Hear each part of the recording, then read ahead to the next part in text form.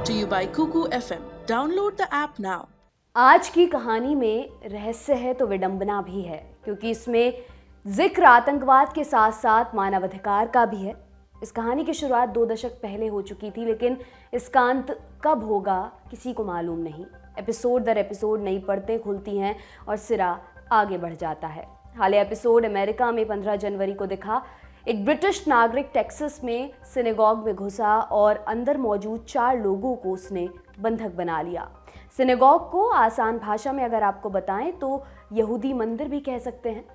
बंधक बनाने के बाद उसने सौदेबाजी शुरू की। लंबे समय तक डील होती रही, लेकिन बात नहीं बन सकी। अंत में पुलिस ने अंदर घुसकर उसे मार गिराया। 4 बंधकों को सुरक्षित बाहर निकाल लिया गया।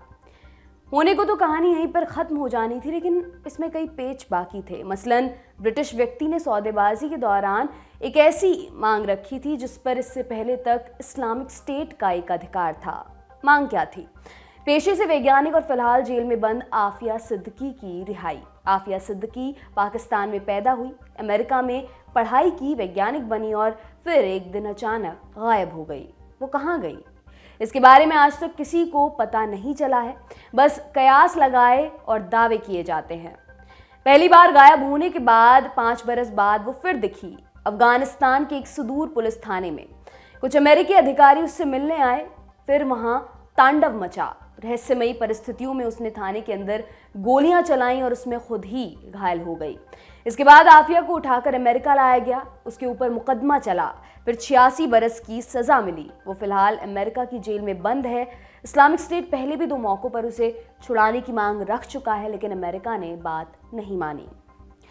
पहली नज़र में ये कहानी बिल्कुल सीधी दिखाई देती है, लेकिन उतनी सीधी ये है नहीं। गायब होने और फिर प्रकट होने के बीच में जो कुछ हुआ वो हमें कहीं और लेकर जाता है। आज जानेंगे आफिया सिद्दीकी की पहेली नुमा कहानी क्या है, इस्लामिक स्टेट और अलकायदा से उसके क्या संबंध रहे हैं, और टेक्सास के यहूदी मंदिर में आखिर हुआ क्या। नमस्ते, मेरा नाम है दिव्यांशी और आप देख रहे हैं लल्लन टॉप का इंटरनेशनल प्रसंगों से जुड़ा डेली बुलेटिन दुनियादारी।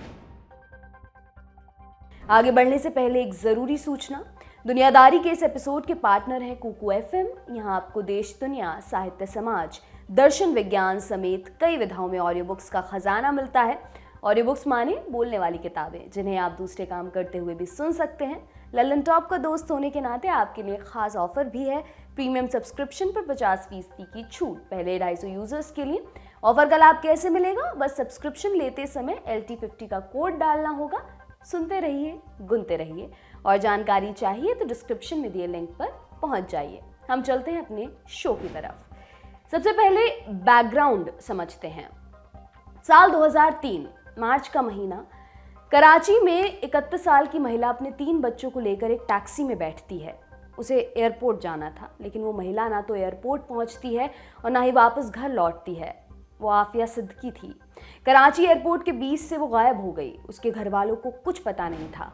अमेरिकी और पाकिस्तानी अधिकारी उसके बारे में कुछ भी बताने के लिए तैयार नहीं थे। उसके करीबियों ने उसे मरा हुआ मान भी लिया था। इतने में एक हैरत अंगेज घटना घटी। जुलाई 2008 की बात है। अफगानिस्तान के गजनी में गवर्नर हाउस के बाहर एक महिला अपने बेटे के साथ खड़ी थी। उसके पास एक बैग था।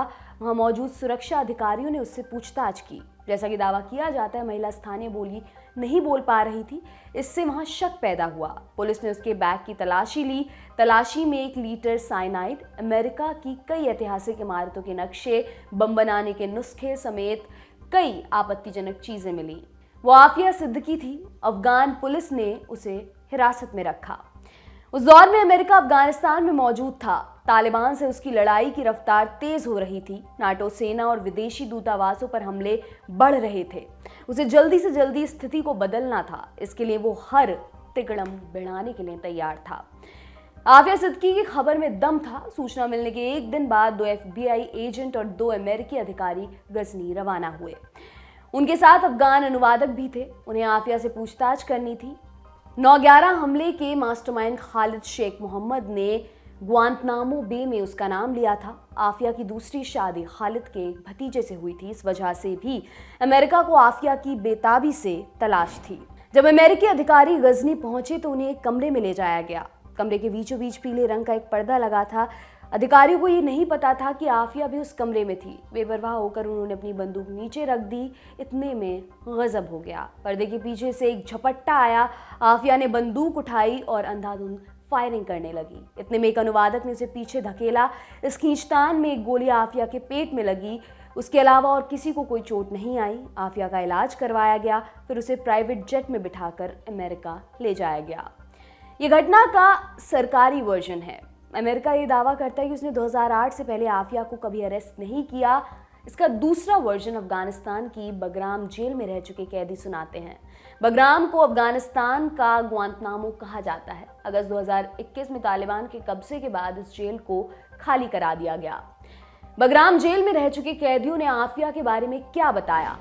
वे कहते हैं, उस जेल में एक महिला भी बंद थी जो रात को जोर जोर से रोने लगती थी। उसकी आवाज़ सुनकर हम कांप जाते थे। हमने उसे कभी नहीं देखा, लेकिन उसकी पीड़ा ने हमारी नींद उड़ा दी थी। हालात यहाँ तक ख़राब हुए कि 2005 में कुछ कैदी 6 दिनों तक भूख हड़ताल पर बैठ गए थे। उस महिला को प्रिजनर नंबर 650 कहा गया। मीडिया में उसे घोस्ट ऑफ बगराम भी कहा जाता है। अमेरिका का दावा है कि बगराम में कभी किसी महिला कैदी को नहीं रखा गया। फिर वो आवाज़ किसकी थी? दूसरा सवाल गजनी पुलिस स्टेशन में हुई गोलीबारी की घटना पर भी उठता है। रिपोर्ट्स के अनुसार आफिया से पूछताछ करने गए लोगों को सबसे बेहतरीन ट्रेनिंग मिली हुई थी। उन्हें कभी अपना हथियार नीचे रखने के लिए नहीं कहा जाता। फिर ये चूक कैसे हुई? इसके अलावा कमरे में इतने लोग मौजूद थे, क्या किसी ने आफिया पर गौर नहीं किया? इस मामले में एक चौथा वर्जन भी मिलता है। अफगान पुलिस के अधिकारियों ने न्यूज़ एजेंसी रॉयटर्स को कुछ और ही कहानी सुनाई। उनका कहना था कि अमेरिकी अधिकारियों ने आफिया को सौंपने की मांग की। जब उन्होंने मना किया तो उनके हथियार छीन लिए गए। उन्हें लगा कि आफिया सुसाइड बॉम्बर है। उन्होंने उसके ऊपर गोली चला दी, फिर उसे उठाकर अपने साथ ले गए। सरकारी वर्जन से इतर जितने भी सवाल उठे, उनके जवाब कभी नहीं मिल पाए। अगर मिली भी तो सजा। आफिया सिद्दीकी पर अमेरिका में मुकदमा चला। सितंबर 2010 में न्यूयॉर्क की एक अदालत ने आफिया सिद्दीकी को अमेरिकी सैनिकों पर हमले और उनकी हत्या का प्रयास करने का दोषी माना। उसे 86 बरस जेल की सजा सुनाई गई। तब से आफिया जेल में बंद है, उसी अमेरिका की जेल में जिस अमेरिका में वो पंख लेकर आई थी। आफिया का जन्म 1972 में कराची में हुआ था। मध्यम वर्गीय परिवार होने के बावजूद आफिया को पढ़ने के लिए MIT भेजा गया। 1995 में उसने कराची के एक डॉक्टर से शादी कर ली। इसके बाद उसने ब्रांडे यूनिवर्सिटी से PhD की। 2001 में उसकी PhD पूरी हो गई। इसके कुछ दिनों बाद ही 9/11 का हमला हो गया। इस हमले में इस्लामिक आतंकियों का हाथ था। जांच एजेंसियों को खुली छूट मिल चुकी थी। उन्होंने मुस्लिम परिवारों पर निगरानी बढ़ा दी थी। इसी दौरान की गई कुछ खरीदारियों को लेकर FBI का शक बढ़ गया। उन्होंने आफिया और उसके पति पर नजर पैनी कर दी। तब तक पति पत्नी के रिश्ते में खटास बढ़ चुकी थी। कुछ समय बाद वे दोनों पाकिस्तान लौटे। वहाँ उनका तलाक हो गया। तलाक के कुछ ही महीने बाद आफिया वापस अमेरिका गई। परिवार के लोग दावा करते हैं कि वो वहाँ दोबारा नौकरी की तलाश में गई थी, जबकि जांच एजेंसियां दावा करती हैं कि वो एक आतंकी की मदद से अमेरिका आई थी। इसी बीच मार्च 2003 में खालिद शेख मोहम्मद अरेस्ट हो गया।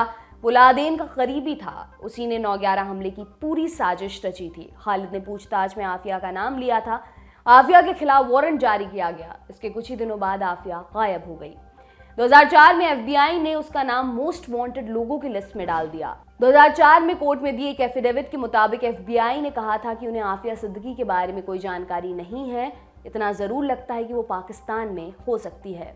FBI ने उसके ऊपर अलकायदा के लिए हीरे की तस्करी का इल्जाम भी लगाया। इसके आगे की कहानी हम आपको शुरुआत में ही बता चुके हैं। कैसे आफिया को गिरफ्तार किया गया और उसे 86 बरस के लिए जेल भेज दिया गया। सजा के बाद क्या हुआ? कई कोशिशें हुई आफिया सिद्दीकी को रिहा कराने की। इस प्रयास में आम लोगों और पाकिस्तान सरकार से लेकर इस्लामिक स्टेट भी शामिल है। इस्लामिक स्टेट ने 2 मौकों पर अमेरिकी नागरिकों के बदले आफिया की रिहाई मांगी है, लेकिन वो इसमें सफल नहीं हो पाए। पाकिस्तान के पूर्व प्रधानमंत्री यूसुफ रजा गिलानी ने आफिया को डॉटर ऑफ द नेशन कहकर संबोधित किया था। नवाज शरीफ और वर्तमान में पाकिस्तान के PM इमरान खान भी आफिया को सपोर्ट कर चुके हैं। इन सबके अलावा समय समय पर आफिया के समर्थन में रैलियां चलती रहती हैं। आज हम आफिया सिद्दीकी की कहानी क्यों आपको सुना रहे हैं? दरअसल एक बार फिर से आफिया को रिहा कराने की असफल कोशिश की गई। ये कोशिश हिंसक थी। अमेरिकी राष्ट्रपति जो बाइडेन ने इसे आतंकी घटना बताया है।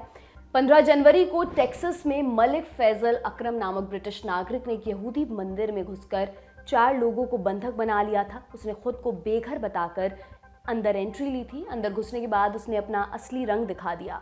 पुलिस ने जानकारी मिलते ही घटनास्थल को घेर लिया। उन्होंने 10 घंटे तक समझौता करने की कोशिश की। इस दौरान अकरम माफिया सिद्दीकी को छोड़ने की मांग करता रहा। जब बात नहीं बनी तो पुलिस ने मुठभेड़ में उसे मार गिराया। जहां तक अकरम की बात है, वो ब्रिटेन का नागरिक है। अमेरिका आने के बाद ही उसने हथियार खरीदा था। अमेरिका में उसका कोई आपराधिक रिकॉर्ड नहीं था। इस मामले में आगे क्या होगा? अमेरिकी एजेंसियों ने जांच तेज कर दी है। इस मामले में अभी तक 2 नौजवानों को गिरफ्तार किया है। उनसे पूछताछ की जा रही है। उनके बारे में इससे अधिक जानकारी बाहर नहीं आई है। जानकारों का कहना है ये मामला कम से कम 3 महादेशों को अपनी चपेट में लेगा, नॉर्थ अमेरिका, यूरोप और एशिया। ब्रिटेन ने इस घटना के लिए दुख जताया और कहा कि हम हर संभव मदद करने के लिए तैयार हैं। ये घटना यहूदियों के पवित्र स्थल में हुई, इसलिए इजराइल भी स्थिति पर नजर बनाए हुए है। नजर हमारी भी बनी रहेगी। इस मामले में जो भी नए अपडेट्स आएंगे उन्हें आप तक हम जरूर पहुंचाते रहेंगे। ये था हमारा बड़ी खबर सेगमेंट। अब सुर्खियों की बारी। पहली सुर्खी टोंगा से है। दक्षिणी प्रशांत महासागर में एक देश है टोंगा। ये 100 से ज्यादा द्वीपों का समूह है। इसकी आबादी 1 लाख के आसपास है। 15 जनवरी को यहां समंदर के नीचे एक ज्वालामुखी विस्फोट हुआ। इसके बाद जापान से लेकर अमेरिका तक सुनामी की चेतावनी जारी की गई। इन सबके बीच टोंगा का बाहरी दुनिया से संपर्क कट गया है।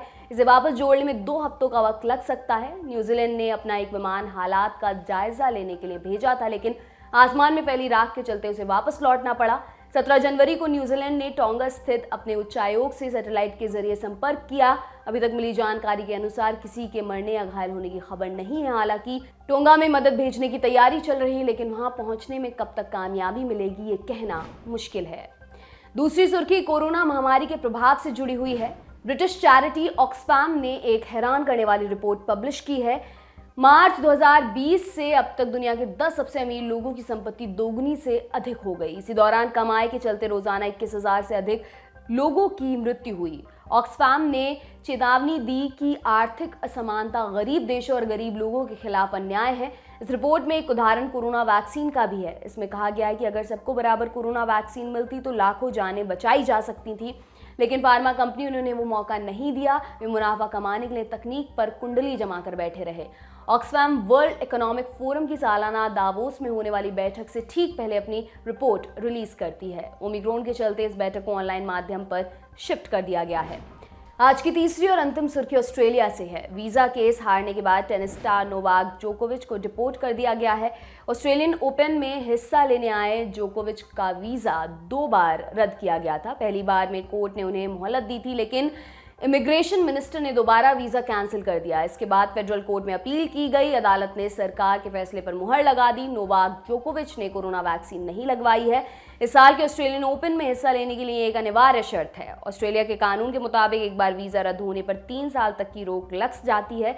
ये नियम जोकोविच पर भी लागू होते हैं। हालांकि ऑस्ट्रेलिया के प्रधानमंत्री स्कॉट मॉरिसन ने इस मामले में लचीलापन बरतने की बात कही है। उन्होंने कहा कि अगर हालात ठीक रहे तो जोकोविच को छूट दी जा सकती है। अगर ऐसा हुआ तो वो अगले साल का ऑस्ट्रेलियन ओपन खेलने के हकदार होंगे। इस साल तो ये ट्रॉफी किसी और के पास जानी तय है। आज का दुनियादारी यहीं पर समाप्त होता है। कल फिर मुलाकात होगी। इसी उम्मीद के साथ विदा लेती हूँ। शुक्रिया। शुभ रात्रि।